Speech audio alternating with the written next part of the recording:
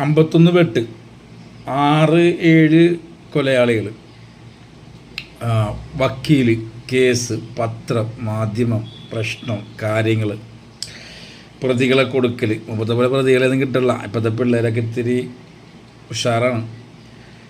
പട്ടികയിലൊക്കെ പെടുത്തി ഇപ്പോൾ ജയിൽവാസം കഴിഞ്ഞ് വരുമ്പം അതിപ്പോൾ പാർട്ടിക്കാരെ നെഞ്ചത്തേക്കാണ് കയറുന്നത്. നമ്മൾ തെലങ്കേരി അടക്കമുള്ള ആളുകളെ പല പ്രശ്നങ്ങളും നമ്മൾ കണ്ടിട്ടുണ്ട്. അപ്പോൾ നമ്മൾ ശത്രുക്കളെ ഇല്ലാണ്ടാക്കാനായിട്ട് ഇപ്പം പറ്റിയൊരു മേഖലയാണ് എന്ത്?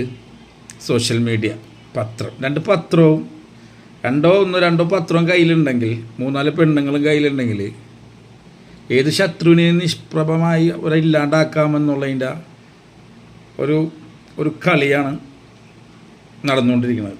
ഇപ്പം നമ്മൾ വേറൊരു സംഭവം മനസ്സിലാക്കേണ്ടതുണ്ട്. ഫിറോസ് എന്ന് പറയുന്ന ലീഗിൻ്റെ ഒരു നേതാവിനെ, യുവ നേതാവിനെ ഒരു കഞ്ചാവ് കേസ് എന്നും പറഞ്ഞിട്ട് ഇവർ ഭയങ്കരമായിട്ട് അടിച്ചമർത്തി കളഞ്ഞു. ഇപ്പോൾ പൊങ്ങി വന്ന മാങ്കൂട്ടത്തിൻ്റെ വിഷയം, രാഹുൽ മാങ്കൂട്ടത്തിൻ്റെ വിഷയം. ഈ രാഹുൽ മാങ്കൂട്ടത്തിൻ്റെ വിഷയം എന്താണ്? നിരന്തരമായിട്ട് പിണറായി വിജയൻ്റെ നേരെ പിരൽ ചൂട്ടുന്ന ഒരു വ്യക്തി, ഒരു യുവാവ്, ഒരു പേടിയില്ലാത്ത, മുഖത്തൊരു പേടിയും കാണിക്കാത്തൊരു യുവാവ്. അവനെങ്ങനെ വന്നാലും വട്ടം വെട്ടാൻ പറ്റുന്നില്ല.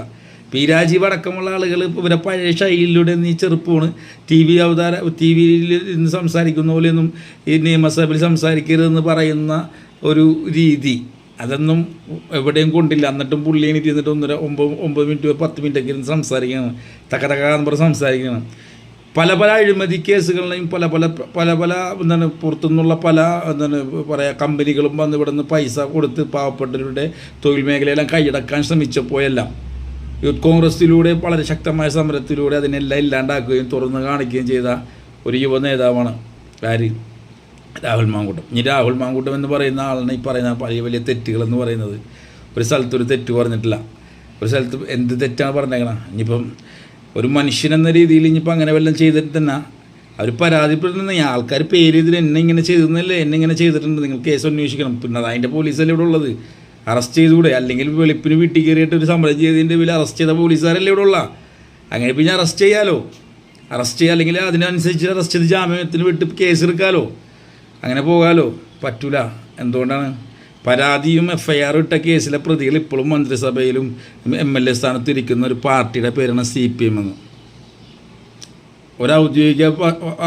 ഔദ്യോഗികമായിട്ട് ഒരു സ്ഥാനത്തെയും അവർ രാജിവെക്കില്ല. അവരപ്പോഴും മൈക്കിന് മുമ്പിൽ വന്നിട്ട് പറയും, അതിൻ്റെ ബേക്കിലൂടെ വേറെ ഒന്ന് പ്രവർത്തിക്കും. അതിൻ്റെ പേരാണ് CPM എന്ന്. കോൺഗ്രസ് അതല്ല. ഈ ആരോപണ വിധേയനായിട്ടുള്ള ഒരാൾ നിരന്തരമായിട്ട് ഇന്ന സംസാര രീതിയും സോഷ്യൽ മീഡിയയിൽ അടക്കമുള്ള സ്ഥലത്ത് ആരോപണ വിധേയമായിട്ടുള്ള